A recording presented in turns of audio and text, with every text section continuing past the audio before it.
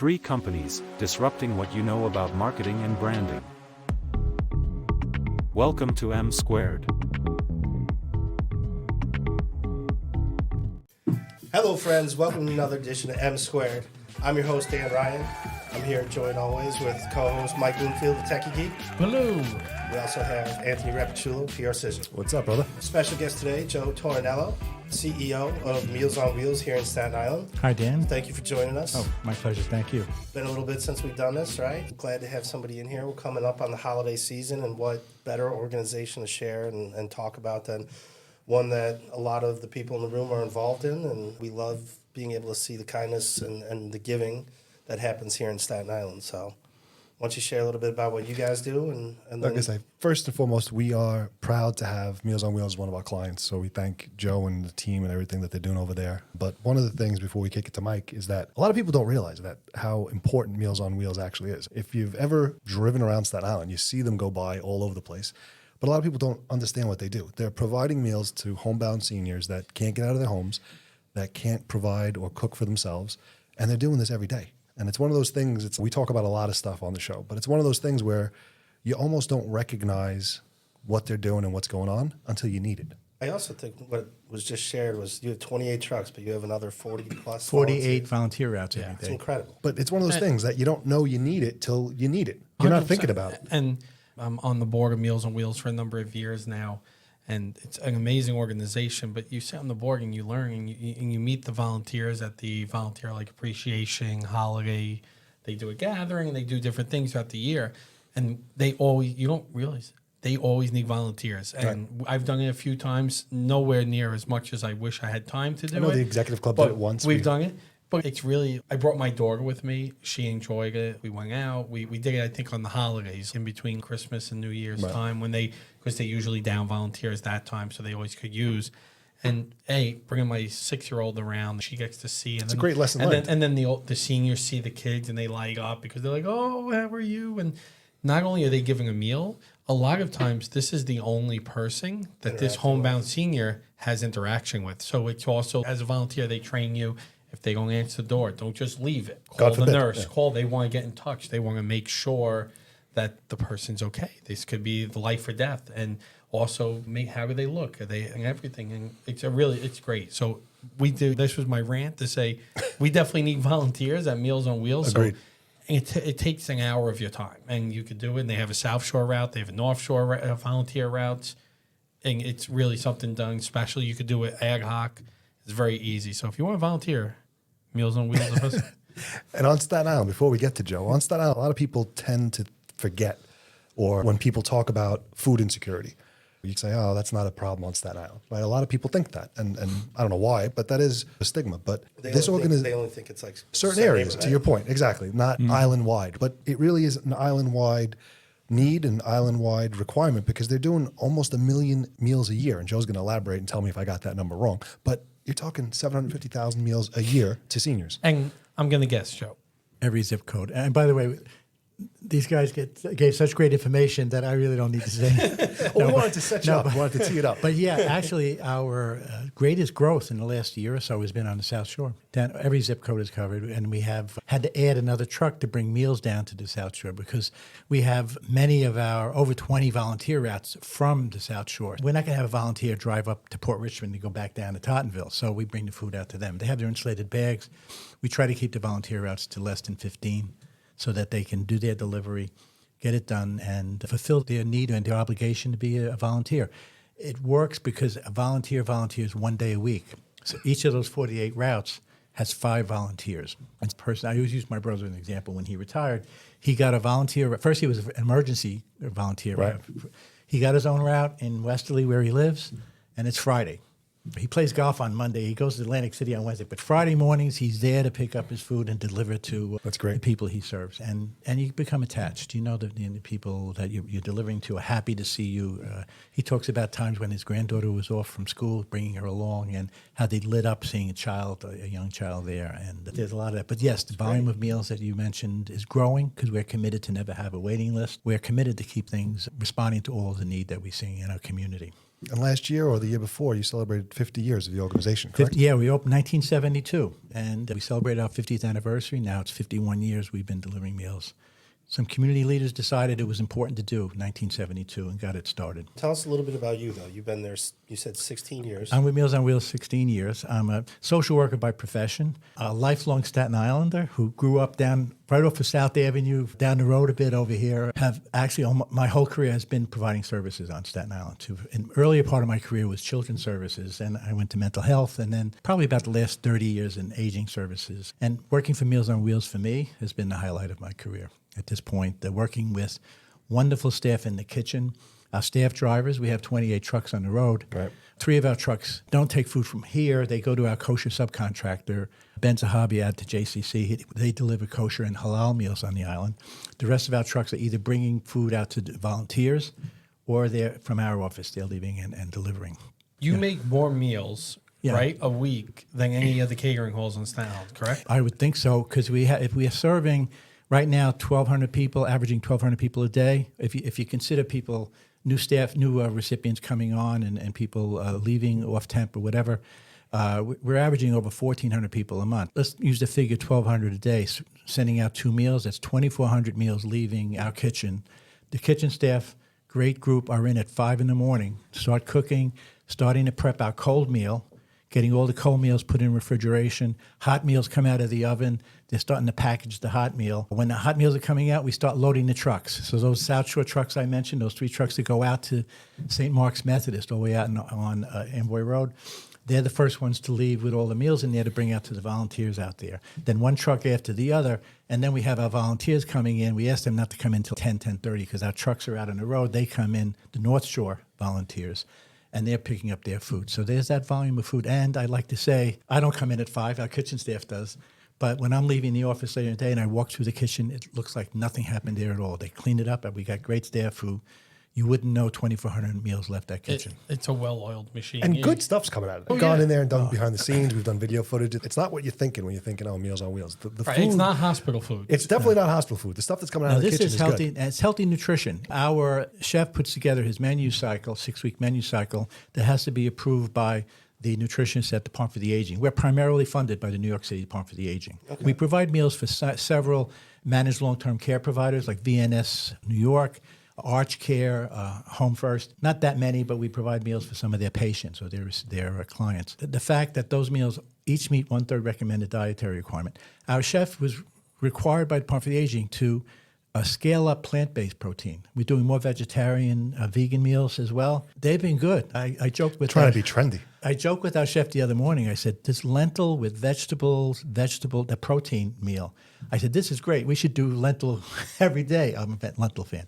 But in any case, that variety of meals, they're healthy. And I always observe to make sure they look good. Visual is very important when you're eating. Everything shouldn't all be the same color. It's great when you have oranges and greens with the carrots. And That's the Italian in you.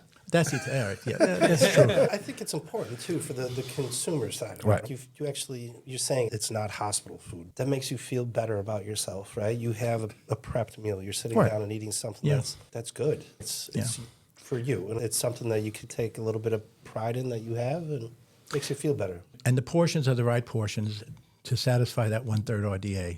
Now it's not RDA, it's DRG, all right? Dietary regimen. Dietary required group, the old RDAs. Yeah, they look good. And I'll get to the point that you mentioned too, that interaction between the deliverer and the recipient is so important because we put it on the same level. That relationship, that knowing that somebody sees me every day, somebody cares about me. If something's not right, there's somebody who's going to intervene. We know we've saved lives. By the way, we have 2 nurses on staff who are part of our intake process. The number of calls coming in is phenomenal. It keeps coming in very strong. They're evaluating whether the individual has any special dietary requirements. Dental challenges in aging is underappreciated, not understood totally how many people have those challenges.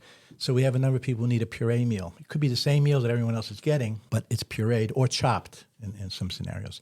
Somebody has renal disease, needs a renal diet because they have kidney disease, diverticulosis, the ADA diet, the Diabetic Association diet, cardio-friendly diet. So we're responsive to all those special needs. Our nurses help assess that. We reassess periodically. We actually partner with, wonderful partnership with the College of Staten Island nursing program. Actually, the nurses are in today. These are students who are already registered nurses working on their bachelor's degrees. And they're in our office one day a week. They're the ones who are calling recipients, just double checking that the diet is correct, any other changes that we may need to know about so that we're sending out the right food. We're not a medical program. We're just assessing for their health and wellness. Often we have for-profit businesses in here, and we talk to them about how they built their brand, but a lot of it lends to giving back to the community, but this is like the reverse. So how do you build your brand off of being able to give back? And it sounds like a lot of it's grassroots, and really people, you're tremendously growing. It's great. How do you brand that side of it and make it visible to people? It's our challenge. It's because of the volume of intake we get. We don't need to quote advertise for more clients because we get those calls constantly. We do partner with the Community Agency for Senior Citizens, CASC. The way the Department for the Aging is set up is that all of the home delivered meal programs in the city have to be partnered with the case management agency.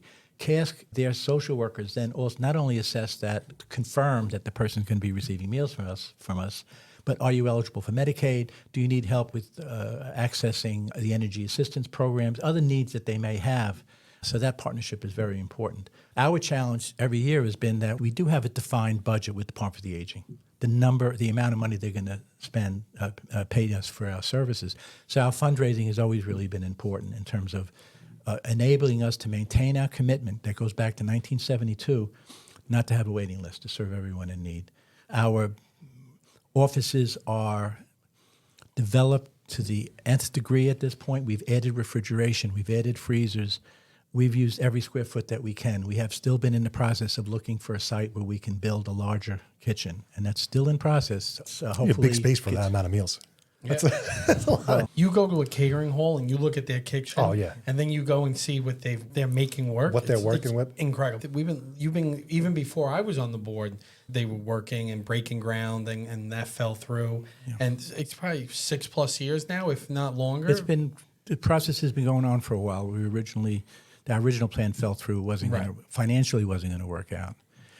When I talk about delivery, by the way, before we get away from that, we've had wonderful partnerships that precede me, more than 16 years, maybe more than 20 years. We partner right now with 11 organizations on Staten Island that provide services for people with special needs, developmental disabilities, special needs. Those programs are required to provide meaningful activity through their day-hab programs for their consumers. Consumers is the term they use, not clients. And they cover many of our volunteer routes. And I call it, and so it's a wonderful activity for them, for those individuals, that they're doing something active. They're helping other people rather than just being the people being helped. We get valuable service because they're covering so many of our volunteer routes. It's a mutual, beneficial relationship where they pay us nothing, we pay them nothing, and we both get great value out of it. Right. And over the years, we've hired some of those individuals. And right now, we have 5 of our staff out of our 50, 10% of our staff came out of those programs working in the kitchen and other parts of the agency. So just an important relationship I want to throw in there when we're talking about volunteering. And talking about community stuff, I know you guys do a number of things. Like right now, we're coming to the end of the Donate and Dine campaign, which is the partnership you guys have with restaurants, where you donate $75 to Meals on Wheels, you get a $50 gift card. That's one of the things that you guys are doing to get your name recognized.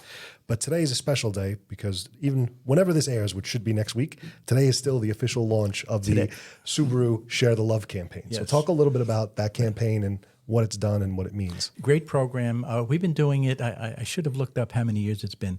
It's probably 5, 6, 7 years now, if not more. Every year we're invited. That's sponsored through Meals on Wheels America. Meals on Wheels America is a member organization, and it's been great being part of that membership.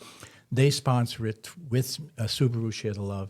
And basically we announce it like today. We're announcing that it starts.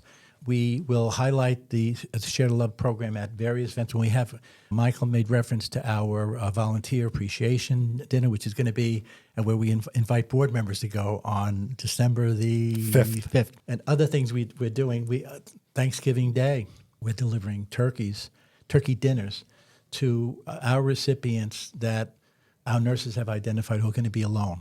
That becomes another Share the Love event. And it's with the Tommy Buyer at Buyer's Market, prepares all that food, packages all those dinners, and members of the South Shore Kiwanis do the delivery. Right. I go out there every year on Thanksgiving morning, and I see them coming out with their families on Thanksgiving morning delivering food. They do it again on Christmas. And that becomes part of our Share the Love. Example, appreciation of volunteers, Share the Love. Labella Market does That's right. I forgot about Labella. Labella Marketplace. Yeah, that'll commence soon. Yep, That'll run we'll kick that off very soon. So those events all together, I put notes here for myself, make sure I didn't forget anything. But no, it's great to do it with Subaru and Share the Love. I try to make a visit to the dealership just to take a picture during maybe this month, or I'll get out there. But it's a great annual event that we're kicking off today. Timing is perfect for It worked out well. It's something any corporate sponsors or any big corporations that are listening or watching, this is a great opportunity for them to jump on board. We'll talk about. There should be a DoorDash sticker on every one of these that go out, because every one of these families they have someone that could probably use DoorDash. And then what about that very large sum of money, that big donation that came in? Mackenzie Scott. I remember getting that call a couple of years ago. And You got one of those grants?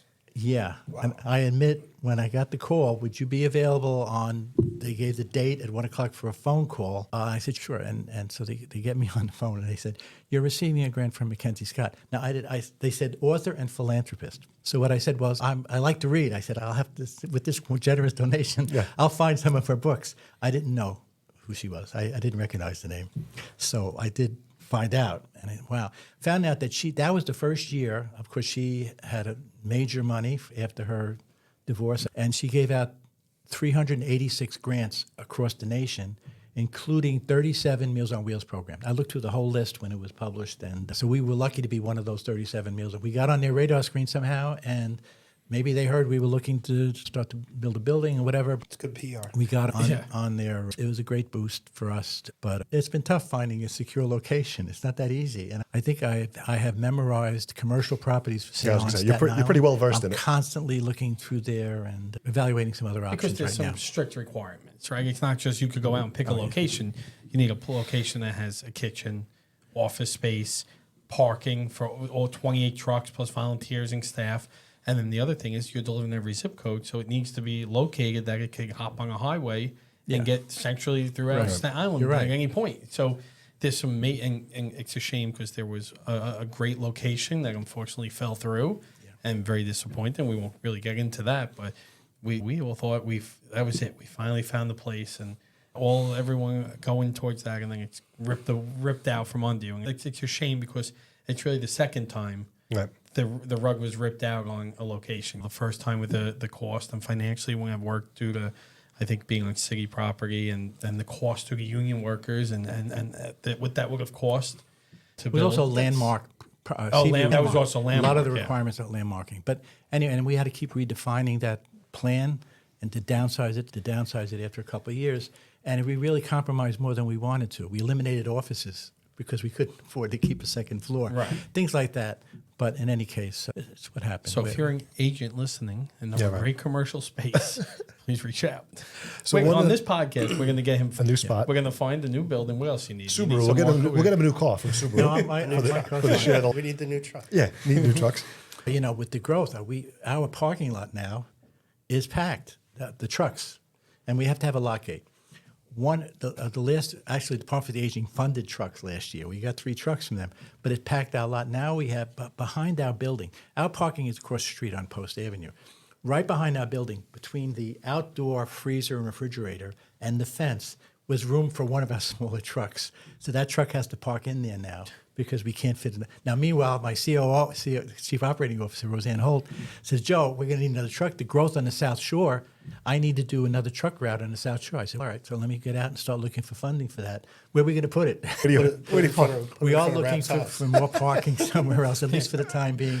Hopefully, if we get another place where we're going to build, maybe that's going to have parking for at least 28 trucks now, but I'm projecting maybe in 10 years needing parking for several more than that. Well, and it's going to happen in 10 years. It's going to have to be electric vehicle because anything funded by the city. Bicycles. Yes. Bicycles. Just yesterday, we got turkeys delivered from Gaeta Environmental Services. Yeah, yes. And they donated 20 turkeys for us, which are going to be the turkeys that we're going to be using on Thanksgiving Day. It's a great donation they made. But they were both 2 staff there had electric cars.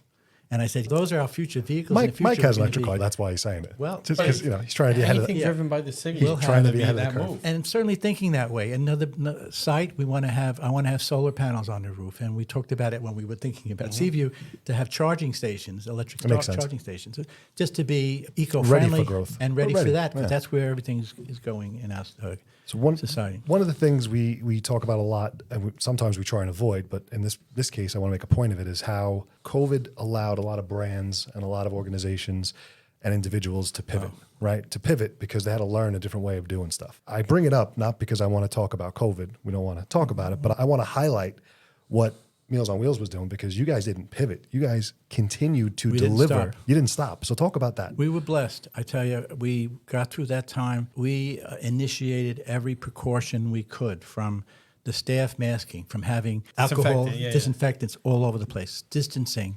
We did the best. We got face masks for staff. We instructed our drivers to distance while they delivered. We had we had a company come in every week to decontaminate the whole offices, kitchen, everywhere. And we did all those things. And the staff, if a staff member showed any symptoms and they tested positive, they stayed home. Please stay home. Don't stay around. And the kitchen staff particularly, who work right next to each other, and it's working together, packaging the food. They were really in close proximity.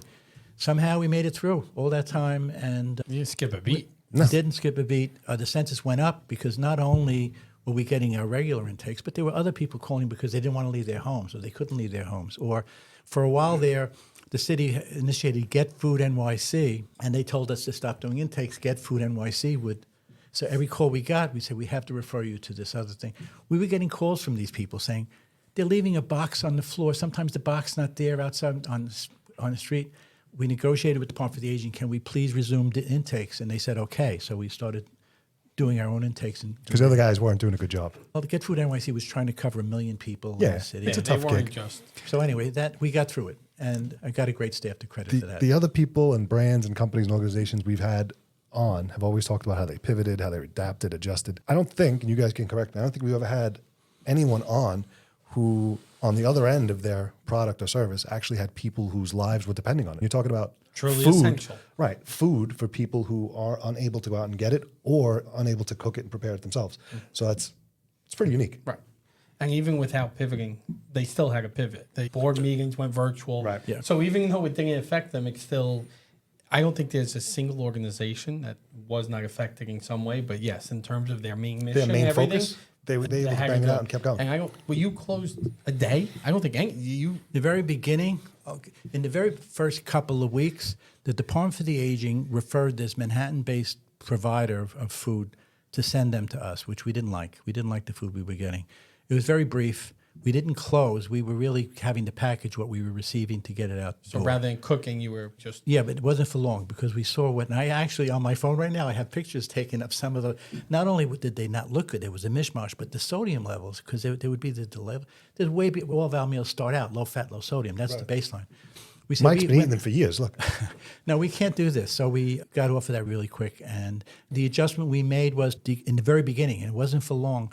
We were doing more frozen meals and sending them out at once a week, 5 frozen meals for the week.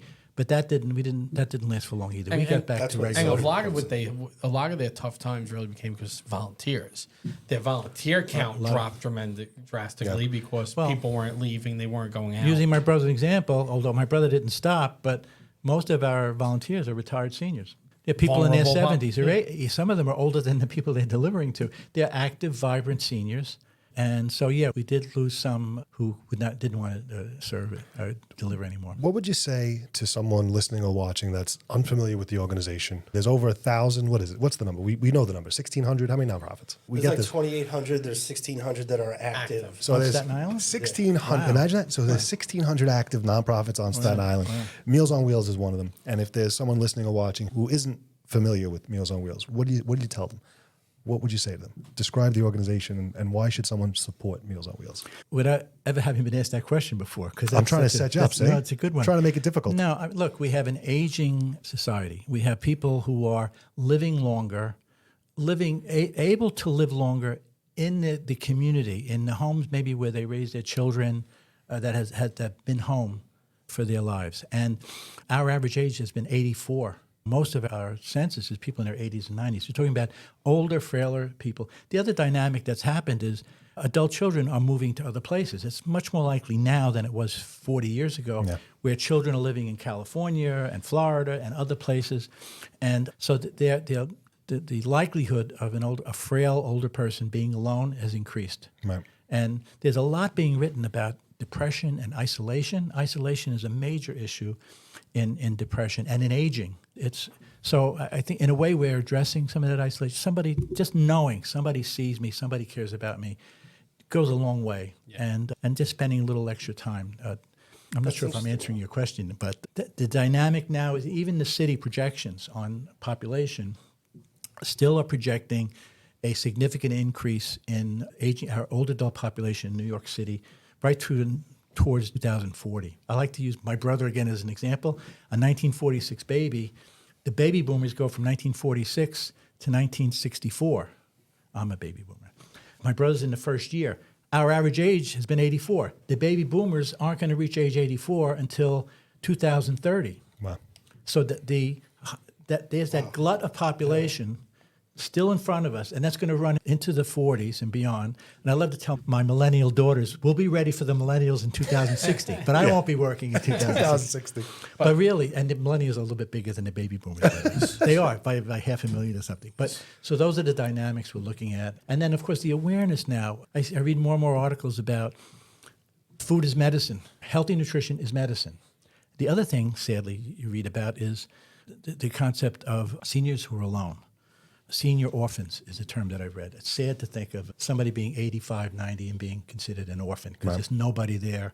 Because like you said, it's highly likely now that kids have moved on and they're out of state or wherever they may be. But I think you're touching on something that's unique. People don't talk about mental health enough. At all. Yeah, And you're right. They less likely think about mental health as senior citizens, being on their own and being isolated. I think it's something that is great that you make people aware of and talk about. Depression, isolation, and I'm going back years and years ago at a place at a hospital I worked with a long time ago where somebody had we were treating, it was a mental health program, treating older adults with mental services, mental treatment needs. And the comment coming from some administrative person was, the person is in their 80s and in a nursing home, they should be depressed. I'm going back about 25, 30 years ago. I don't think anybody would be saying that anymore. But there's people maybe who think that way. Yeah, if I'm going to be 85 and I'm alone, I'm going to be depressed, or somebody's going to be depressed. That doesn't mean we ignore it. We try to deal with it. We can only deal with it with our daily visits. Sadly, I've had ideas of wanting to expand something further, the old concept of significant others, that term. It's an old term. When I worked at Cask, I wondered about that concept of significant neighbors, trying to recruit neighbors of the elderly, just to keep an eye on the neighbor. Look after. Do you have any yard work need done? You need to change the light bulb, because our volunteers do that. The volunteers are typically, could you bring my garbage can out to the street? Right. Or could you change the light bulb for me? And they'll do those extra little things. But people being more aware of their neighbors, their senior, their elderly neighbors, and being there to help. And That's a great idea, though. It's probably something that people are already doing. that they do on their own. Subconsciously, right. They do it on their own, yes. We have a lady that walks on our block. Her house is like kitty corner from ours. She walked up, she saw my wife, and she said, "Are you Carrie? I remember you from when you were a little girl." And it was like, because we moved into the house that she grew up in. And now she's seen our grandkids, but hey, can you come hit the thing, do the light bulb on the porch or whatever? Sure. But I'm sure it's something if you made an active campaign out of, I think that would catch on. Been wanting to really do that for years, and it's an idea to promote. I love giving you work. I'll bring it up at the next board meeting. One other thing to throw in there is that I should say, home delivered meals start on the federal level. The Older Americans Act of 65 rather. Thank you, Lyndon Johnson, initiated Medicare and Medicaid for seniors. And in 1974, they added the Nutrition Act, which is what authorized home delivered meals, us. Congregate meals is what a senior center is considered, a congregate meal program. 1974, they initiated this program of 1 meal a day, standard. And so I've talked to people at Meals on Wheels America. I said, isn't it time, although now budgets on the federal, state, city level, this isn't maybe not the best time, but isn't it time that the Older Americans Act should be looking at 2 meals a day as being the standard for nutrition for seniors? It's been 50 years. Well, it's interesting to think that they even think 2 meals a day is, 1 meal a day is good. Think about it. That's the whole thing. Like think about it. So fast. Right. Seniors should only eat once a day. That's enough. One of the other interesting things that I think is important that we mentioned, but we didn't touch on, is the number of veterans that you're serving, right? Because I know a couple years ago at the annual dinner, they had a huge ceremony honoring the veterans. And again, it's something that people don't think about, and myself included. I'm not. Not a lot of services for veterans on the island, so the And fact that you do it is We're great. on a committee too, a vets committee and service related. It's really with a mental health focus. But the last count we did that for that group was about 250 vets. That's not counting the spouses, because most of our recipients are women. They're older. Maybe they've had a husband that's passed away. We don't know. That information is not requested at intake by CASC. But the number could be an equal number of widows of vets that we're serving. So it could be that maybe close over 500. Yeah, that's important. We try to do something every Veterans Day. We used to have some of our older volunteers and recipients who were vets meeting with high school students and showing them pictures. You remember B. Victor?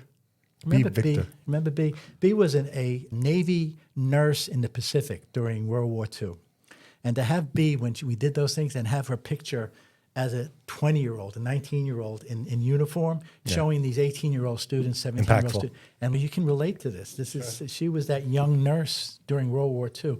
And we'd have other recipients who were coming with not full uniforms, but pictures and things.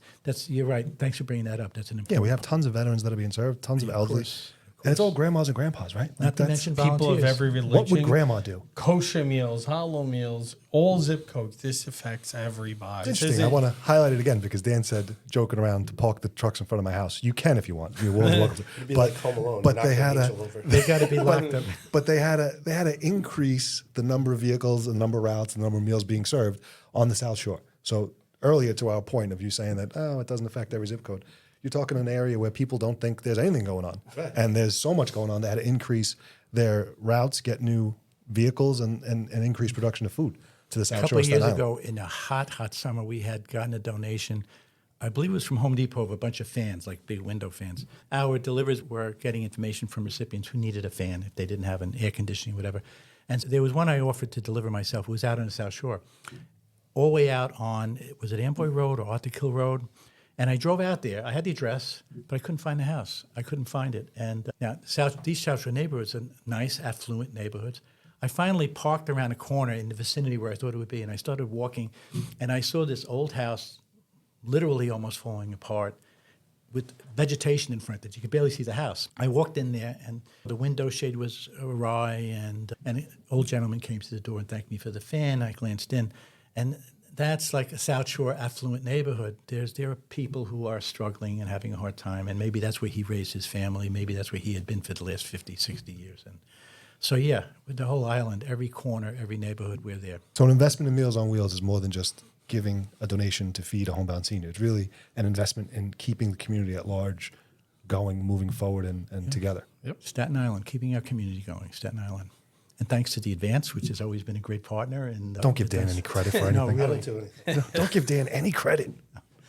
No, they've been great. And having been a paper boy when I was 12 years old and delivering the Advance back then. But it's been a great part of our community. And thank you for inviting me today. No, this was really great. We really appreciate you coming in here. And honestly, for being an outsider hearing about this, it's hearing good makes you want to do good. We'd love to do more and participate with some of the different things that we're doing. Let me pick up on one thing Mike was talking about for volunteers. We can still use volunteers with our growth. And a person who wants to volunteer, it's only going to be maybe an hour or so a week. Volunteer routes are tight. We'll try to keep them in your own neighborhood. If you pick the day of the week when you can volunteer and you come in, you pick up the food, or maybe it's out at the South Shore, you have insulated bags, you deliver you may be done in an hour. We try to make the routes as tight as possible, but we can always use more volunteers as we grow. And where could they sign up? Just call the office at Meals on Wheels of Staten Island, go on our website, Meals on Wheels of Staten Island, and there's on the top, volunteer, you can click volunteer and make the connection. Cool. Social handles? At Meals on Wheels of Staten Island on every social media platform. That's where you want to follow them. We want to shout out the Subaru Share the Love event one more time. Thank you. Thank you to LaBella. And again, anyone watching, listening. Tommy Byers, South Shore Kiwanis. Tommy Byers, South Shore Kiwanis. All the restaurants and The restaurants, and we sold, it's 250 gift cards. that's already. great.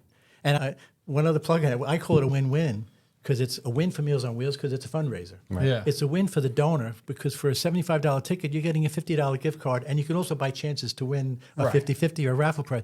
And it's a win for the restaurants because their gift cards are going to be used by people who are going to go there and come use their back. gift card and maybe spend another $20, $50. Absolutely. Yeah, so Or the I, best lo- case- I love it. everybody wins it. Best case, they lose the gift card. the I'm only- saying that as a they fellow, lose it. former restaurateur. The only is when you purchase your gift card and then the restaurant closes down after you got your $50 that gift hasn't card. happened. that No, was that hasn't. didn't. It was no, that didn't happen.